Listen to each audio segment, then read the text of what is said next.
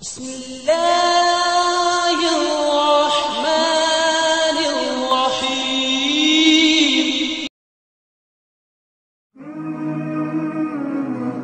اگر آپ ہی چاہیں کوئی شارٹ کٹ ہو، اللہ کے رسول صلی اللہ علیہ وسلم نے فرما دیا، مختلف راستے کھینچے اللہ کے رسول نے، صحابہ کو سمجھا رہے تھے، ادھر راستہ کھینچا، ادھر کھینچا، ادھر کھینچا، ادھر کھینچا، ایک سیدھا راستہ کھینچا اور سارے صحابہ کو فرمایا، یہ میرے صحابیوں، یہ ایک صراط مستقیم ہے، یہ ایک صراط مستقیم ہے، باقی سارے راستے آڑے ٹیڑھے ہیں۔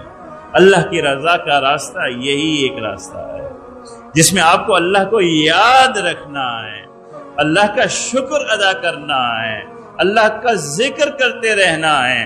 اگر زندگی میں اللہ کو بھلا دو گے، اور اللہ کو بھلانے کا یہی مطلب ہے کہ اللہ کی عبادت سے دور ہو جاؤ گے، اپنی فرائض کی ادائیگی سے اگر دور ہو جاؤ گے، اللہ کے ذکر سے اگر دور ہو جاؤ گے، تو پھر کوئی فلاح کا راستہ نہیں ہے۔ یہی فلاح کا راستہ ہے اور آسان راستہ ہے۔